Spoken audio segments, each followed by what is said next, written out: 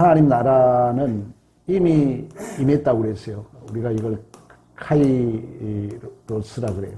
이미 수직적으로 하나님 나라가 임했다. 그리고 아직 이제 수평적으로 우리가 크로노스 아직 임하지 않았다 그래요.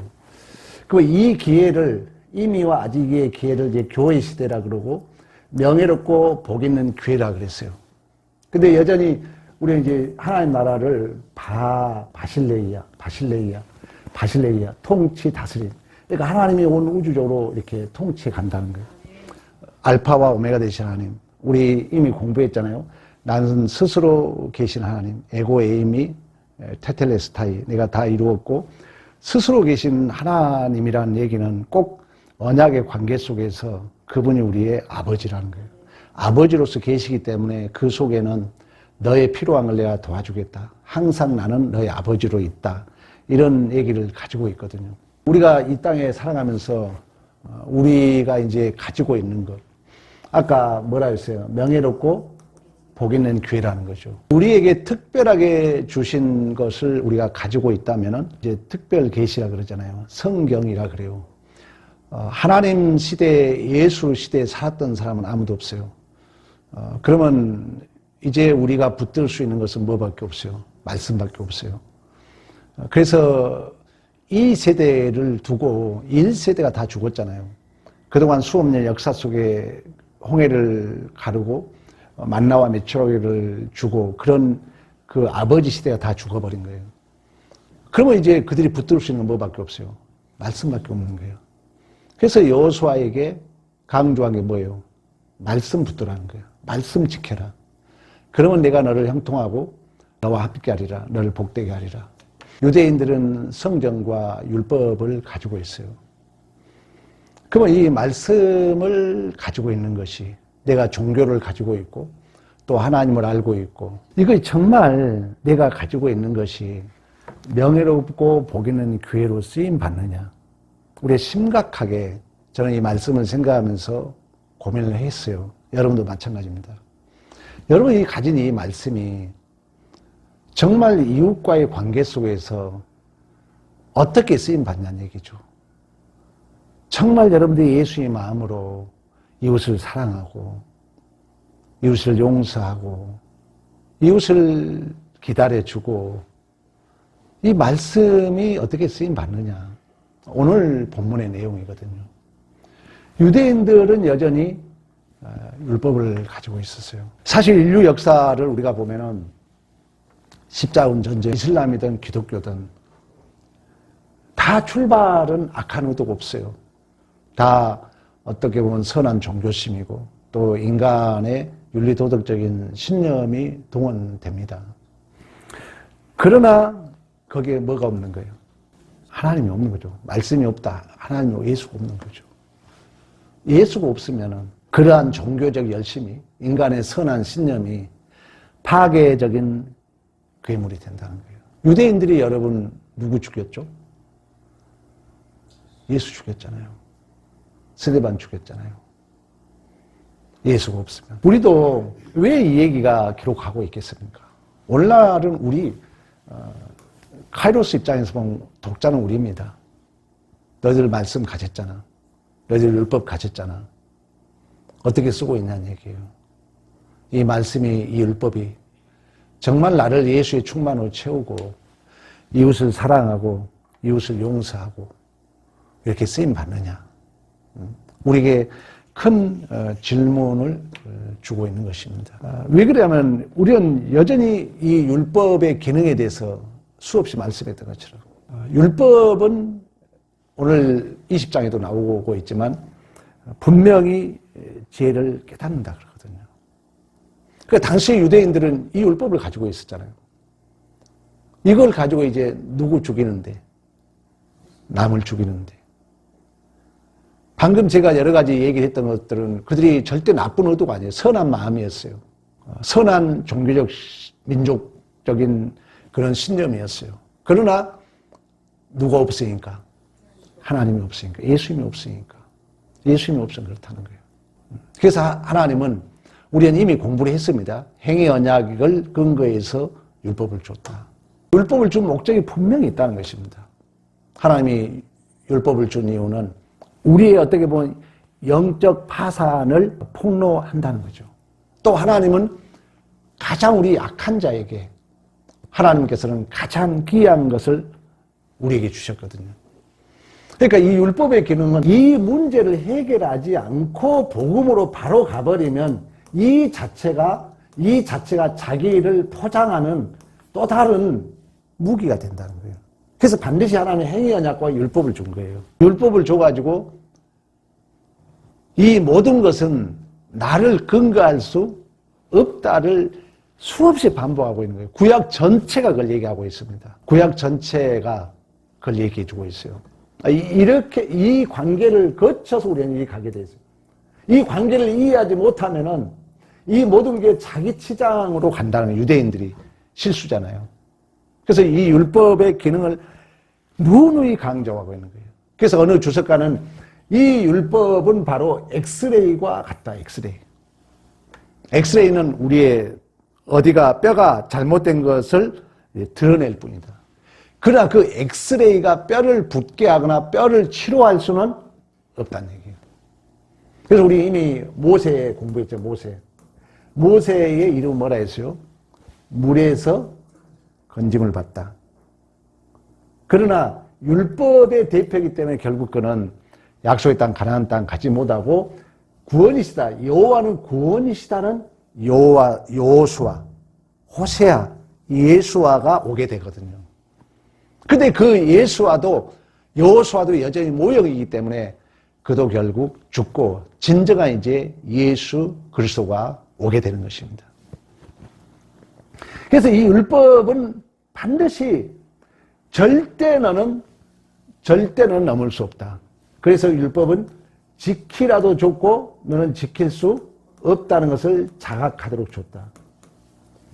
이제 이것이 항복되면은 내 안에 예수만 있는 거예요. 예수. 진실로 이 율법은 오직 우리의 죄를 뭐 한다고 그래요? 깨닫는다 그래요. 근데 이 깨닫는다 말은 헬라어로 에피고노시스예요. 단순한 지식이 아니에요. 뼈저리게 실감하는 거예요. 뼈저리게. 아, 나는 죄인이구나. 나는 죄밖에 만들 수 없구나. 나는 정말 오직 예수만 필요하구나. 그렇다면 여러분, 기독교인들이 나 왜 저 사람 죽여야 돼? 이렇게 외칠 수 없잖아요. 분명히 성경이 말씀하고 있다는 것입니다. 이 율법이 우리에게 주는 기능은 죄를 깨닫는다. 우리가 바리새인과 세리와 기도에서도 보여줬던 것처럼 진실로 예수가 없으면 전형적으로 보여주고 있는 거예요. 내가 가지고 있는 율법, 내가 가지고 있는 복음, 이미 아직의 여정 속에 명예롭고 복 있는 기회를 줬는데 그 명예롭고 복 있는 기회가 뭔지를 모르는 거예요. 이웃을 살리고 죄인을 구원하고 원수를 용서하고 예수 닮은 자로서의 명예롭고 복 있는 기회를 알지 못하고 자기를 치장하는 자기의 신념이 아까 우리 9.11 테러가 나왔던 것처럼 선한 종교심이 수없는 사람을 죽였던 것처럼 진정한 복음이 없으면 진정한 율법을 이해하지 못하면 오늘 바로 누가복음에 나와 있는 바리새인들 나는 저 죄인과 같지 않습니다. 나는 이렇게 저렇게 잘하고 있습니다. 그러나 우리 주님이 뭐라고 합니까? 진정한 의인을 죄인 세리에게 의인이라고 그러잖아요. 주님, 나는 감히 눈을 들어 쳐다볼 수 없습니다. 주여 불쌍히 여겨 주소서. 이처럼 우리가 이제 신앙생활 속에서 팀 켈러 목사 이런 얘기를 했어요. 복음은 우리가 생각하는 것보다 훨씬 더 우리가 죄인이라는 사실을 일깨워준다. 여러분 죄인이라 해서 오해하지 마세요. 윤리도덕적으로 여러분이 잘못있다는 게 아니에요. 하나님이 없다는 거예요. 하나님이 없는 게 죄라는 거예요. 의사가 환자의 상처를 드러낸 이유는 복음이 여러분 앞에 서면은 분명히 우리에 드러납니다. 드러날 때 얼버무리면 안 되거든요. 왜? 하나님 우리를 지적하고자 함이 아니거든요. 치료하기 위함이거든요. 다윗이 여러분 지적했을 때 처음에는 어찌 그런 놈이 있냐 하지만 당신이요 감히 왕에게 당신이 죄인이요 그럴 때 바로 거꾸러집니다. 주님 맞습니다. 나는 죄밖에 만들 수 없습니다. 주여 나는 죄 중에 태어났습니다. 그때 성경은 뭐라는 줄 아세요? 내 마음에 합한 자라 그래요. 다윗은. 그런 것처럼 하나님은 반드시 우리에게 이러한 죄를 폭로시킵니다. 그래서 주님을 바라보도록. 이때 우리는 도망치지 말라는 얘기예요. 이때 제발 나는 안 그런 척 남에게 핑계하지 말라는 거예요. 어떤 문제가 드러났을 때 절대 누구 끌어들이지 말라는 거예요. 내가 주님 앞에 겸손히 주님 그렇습니다. 내 전부가 이겁니다. 내 실력이 이겁니다. 이때 우리는 이미 우리 안에는 보혜사 성령이 시적 확적으로 내 안에 내주하기 때문에 우리를 복되게 인도하실 줄로 믿습니다. 수없이 성경은 그래요. 성경은 절대 우리의 실력을 요구하지 않습니다. 단 우리의 진심을 원해요. 나 실력 없어 하나님. 하나님 도와주세요. 이거 하나 원하는 거예요. 그렇지 하나님은 너 몇 점 맞았냐? 너 이렇게 잘했냐? 아이고 하나님 다 할 수 있기 때문에. 그래서 우리는 계속해서 구약 새벽에 출애굽기 지금 성경계로는 모세오경 보면서 하나님이 그 어떤 조건 환경 얘기하지 않고 하나님만 바라보라죠. 그래서 계속해서 반복한 게 뭐냐? 아브라함의 하나님, 이삭의 하나님, 야곱의 하나님. 나는 스스로 계신 하나님. 에흐의 아세르 에흐의 에고 에이미. 나는 너의 피로를 언제나 들어줄 하나님. 나는 너에게 져줄 수 있는 하나님. 너가 무엇을 달라든지 나는 줄 수 있는 하나님. 여러분, 이 복음을 바로 알아야 된다는 거예요. 그때 우리는 어떤 어려움이 있어도 굳이 남에게 핑계 안 해도 돼요. 굳이 남을 끌고 안 들어와도 돼요. 왜? 하나님은 모든 것을 하실 수 있는 분이시기 때문에. 그 하나님 앞에 하나님 내 실력이 이겁니다. 나 좀 도와주세요. 그래서 3절에 그런 얘기를 합니다. 어떤 자들이 믿지 아니하였으면 어찌하리요? 그 믿지 아님이 하나님의 미쁘심을 패하겠느냐?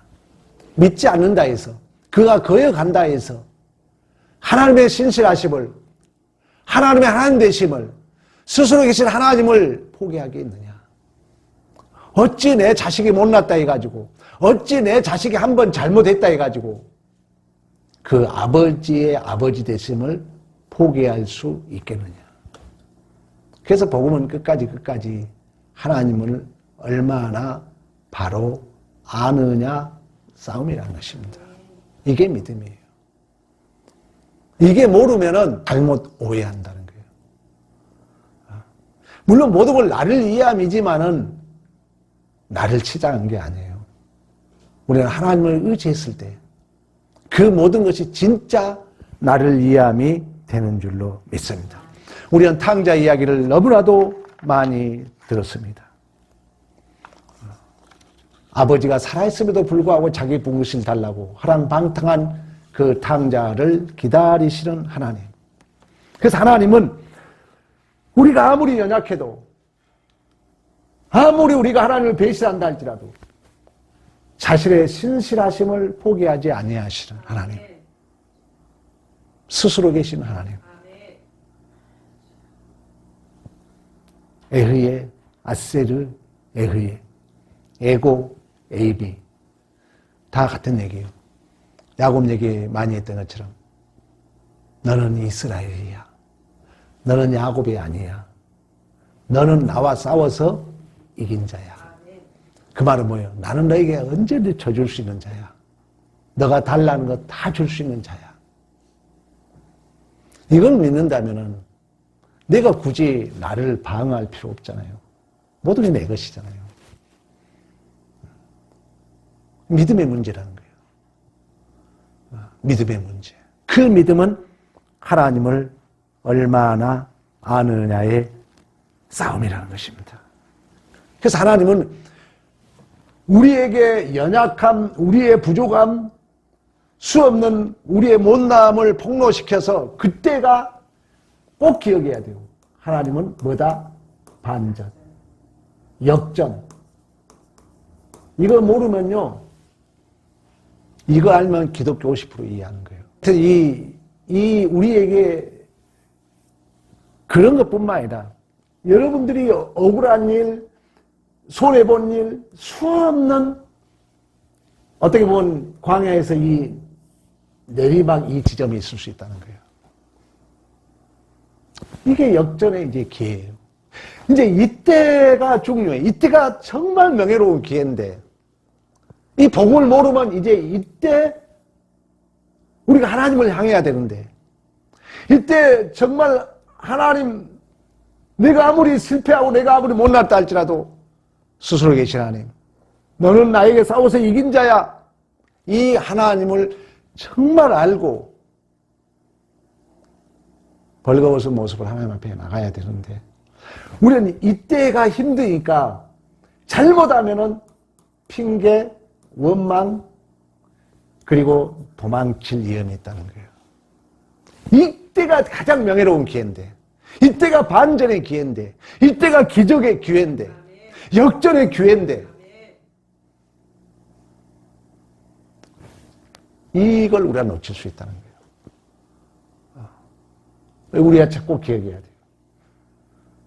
우리 하나님, 너가 믿지 않는다 해서 내가 너를 외면할 수 있겠느냐? 하나님의 신실하심을 누가 거역할 수 있겠느냐? 오늘 본문의 내용입니다. 그러면서 우리 봐보세요. 4절부터 그럴 수 없느니라. 사람은 다 거짓되되 오직 하나님은 참되시다 할지니라. 기록된 바 주께서 주의 말씀에 의롭다함을 얻으시고 판단 받을 때 이기려 하심이라 함과 같으리라. 그러나 우리의 불의가 하나님의 의를 드러나게 하면 무슨 말을 하리요? 내가 사람의 말하는 대로 말하노니 진노를 내리신 하나님이 불하겠느냐? 결코 그렇지 아니하리라. 만일 그리하면 하나님께서 어찌 세상을 심판하리요? 그러나 나의 거짓말로 하나님의 참되심이 더 뭐하게 된다? 풍성하여 그의 영광이 되었다면 어찌 내가 죄인처럼 심판을 받으리요? 하나님은 우리의 약함, 우리의 거짓말, 우리의 연약함, 우리의 못남, 우리의 반역, 이 모든 것을 통해서 하나님의 은혜를 더 크게 드러낼 수 있는 명예롭고 복 있는 기회라는 것입니다. 그래서 하나님은 구속의 섭리로 뭐의 섭리가 있다 했어요? 꼭 기억해야 돼요. 꼭 기억해야 돼요. 이걸 모르면 완전주의를 넣어요. 이 허용의 섭리는 세 가지가 있다니까요. 첫째는 뭐냐? 하나님 말씀에 순종하도록.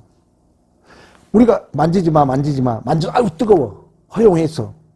하나님 말이 맞습니다. 순종하도록. 두 번째는 겸손하도록. 세 번째는 절대 죄를 지으라는 얘기 아니야. 하나님이 우리에게 때론 죄를 지도 내버려 둔단 말이에요. 허용한단 말이 죄 지으란 말 아니라는 거예요. 말 안 되니까 어쩔 수 없이 내버려 둔다는 거예요. 그러면 내버려 두면 이제 뜨거운 맛을 느끼죠. 그때 하나님 뭐라? 또다시 그런 죄는 짓지 마라. 이 얘기라는 거예요. 말 안 들으니까. 그렇지 절대 또 죄 지으라 얘기를 아니라는 거예요. 여러분 꼭 이해하셔야 됩니다. 오해하면 안 돼요. 그래서 하나님은 이러한 기회를 통해서 이때 우리는 이제 거짓말로 죄 짓고 뭐 우리 마음대로 이 채야 이제 그 마지막 바닥에 떨어지는 거예요. 근데 이 떨어진 바닥을 통해서 하나님의 영광이 더 크게 나타난다는 거예요. 이때가 명예로운 기회라는 거예요. 그러니까 우리는 어두울수록 새벽에 가까운 것처럼 반전의 기회, 역전의 기회 꼭 기억해야 돼요. 그래서 우리는 힘들수록 여러분들이 더 절망감이 있을수록 기대해야 돼. 아, 하나님 이제 지금 역전의 드라마는 다가오고 있구나. 그때 하나님 내 손을 붙듭니다. 근데 그런 기대감이 없으면 하나님은 끝까지 내버려둬. 너 아직도 나를 안 바라봐? 얘기했잖아요. 율법은 누구에게 인도한다 했어요? 이 절망을 통해서 예수에게 계속 바라보라고 인도하는 역할을 하는데 이걸 모르고 계속 하나님 안 바라보고 가면은 하나님은 이제 또 내버려 두는 거예요. 오늘 본문의 얘기를 하고 있는 것입니다. 이처럼 하나님은 하나님의 신실하심은 이제 최종적으로 자, 너가 할 수 없는 것, 너가 감당하지 못한 것 하나님이 하겠다는 거예요. 그걸 실제적으로 보여준 자가 누구라고요? 예수 그리스도라는 거예요. 모세 물에서 건짐을 받는 자 못 건짐 맞습니다. 요단강 못 건너고 죽어요. 구원 못 받았다는 얘기 아니야? 여호수아 여호와는 구원이란 자가 와요. 그가 건너요. 그도 여전히 죽어요. 예수 와서 죽고 부활 새로 생명을 우리에게 잉태한 것입니다. 예수.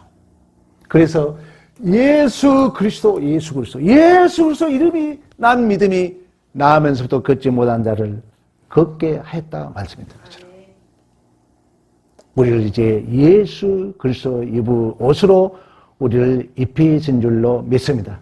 그래서 우리 8절에 또 넌 그러면 선을 이루게 하여 악을 행하자 하지 않겠느냐.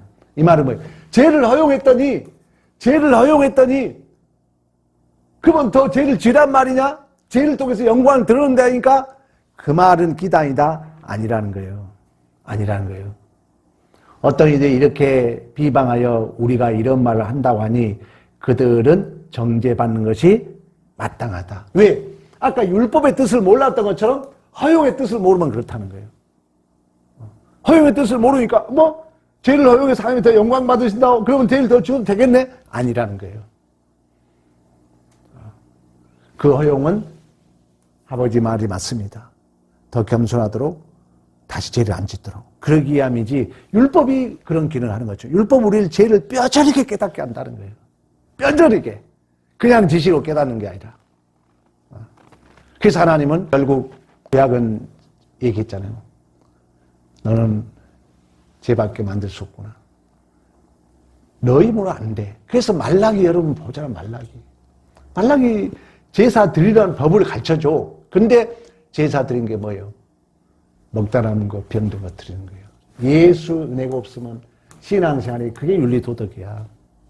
자기 선 딱 정해놓고 이것만 순종해. 이것만 순종하면 항상 자기는 100점으로 착각한다니까. 우상 숭배, 자기 만족에 빠져버려. 근데 예수가 내 생명을 위해서 죽으셨다는 거예요. 그렇다면은 아브라함이 보여주잖아요. 내 전부를 들을 수 있는 이건 믿음이라고 그래요. 그때 하나님은 기적의 역사를 이루어 가실 줄로 믿습니다. 그래서 좀 말이 좀 이상한 것 같지만 계약 관계와 언약 관계 이야기를 내가 했던 거예요. 국문학적으로는 별 차이가 없어요. 언약은 좀 더 신뢰적이다 이런 얘기예요. 계약은 맹목적 조건이다 이렇게 얘기하지만 성경은 그 햇불 언약을 근거한다면은 언약은 일방적이라는 거예요. 스스로 계신 하나님, 아버지로서 우리의 조건 따지지 않는다는 거예요. 이 은혜 안에 우리가 있는 것입니다. 그래서 우리는 이 예수의 옷을 입은 자들이에요. 에덴에 두 옷이 있었죠. 자기 공로로 입은 무화과나무 옷이 있었어요. 그러나 우리 하나님은 우리를 뭔 옷을 입혀줘요? 가죽 옷을 입혀줘요. 피의 옷을 입혀준다는 가죽 옷은 동물을 잡아서 입혀줬잖아요. 우리는 예수의 옷을 입은 자들인 줄로 믿습니다. 우리의 종교적 파산, 하나님이 자꾸 말씀을 드리면은 우리가 찔림을 받죠. 절대 여러분 그건 끝이 아니라는 거예요. 하나님이 나를 치료하기 위하여. 근데 우리는 말씀이 듣기 싫어요. 은혜가 없으면. 정말 여러분들이 이렇게 집중해 들으면요. 내 죄를 드러냅니다. 나를 찔러. 근데 왜 그게 싫으면은 길을 닫아버릴 수 있어요.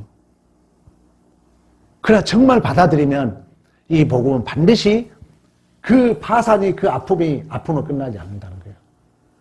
왜? 반드시 이 복음은 이 율법은 예수에게 인도합니다.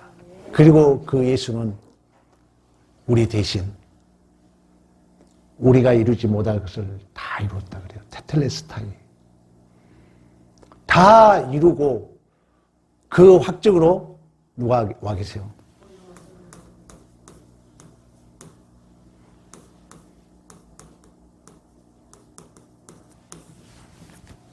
파라클레토스, 우리 곁에 성령이 도와줘요. 우리의 감정이 앞서요. 우리의 이기심이 앞서요. 그러다 보니까 하나님의 도우심을 우리가 못 받을 수가 있습니다. 그러나 신앙생활은 정말 돌다리를 들어가는 마음으로 하나님을 의지하고 성령을 의지하게 되면 실제적으로 원동력으로 주도적으로 우리를 도와주실 줄로 믿습니다. 이처럼 율법의 역할은 우리를 정죄하여 죽이려는 것이 아니라 우리를 살리는 예수 그리스도로 인도합니다. 우리의 구원이 하나님의 크신 은혜로 얻어졌음을 성령 우리에게 신적 확정해 줍니다. 그렇다면 여러분 이제 이 복음을 가지고 세상에 나가야 돼요. 그리고 오늘 설교를 듣는 자로서 매일 아침 말씀의 거울, 아까 우리가 뭐라 했어요? 엑스레이, 모든 걸 드러낸다는 거예요. 세상의 거울 앞에 서면은 기죽어.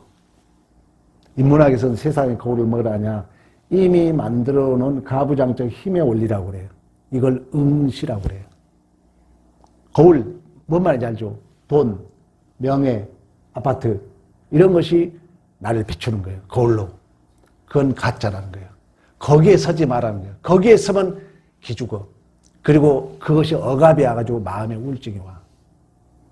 그럼 말씀 앞에 서면은 위로가 되고 힘이 될 줄로 믿습니다. 말씀 앞에 서라는 거예요. 두 번째, 내가 실패했을 때 숨기지 말고, 아까 얘기했잖아요. 이 마지막 이 기회라는 거, 이게 반전, 역전. 이때 우리는 하나님 앞에 나가야 돼요. 솔직하게 아버지한테 고백해야 돼요. 마음으로 믿어 의로 입으로 신하의 구원에 이릅니다. 그때 우리 하나님 우리의 두 손을 붙잡아 줄 줄로 믿습니다.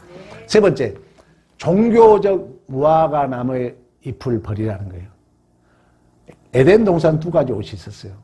내 공로로 잠시 입는 무화과 나무 잎, 그리고 가죽 옷이 있었어요. 그 가죽은 예수의 옷이었어요. 우리는 예수의 옷을 입은 자들이에요. 그래서 진실로 여러분들이 예수의 편지, 예수의 향기로서의 승리의 삶이 되시기를 간절히 축복합니다.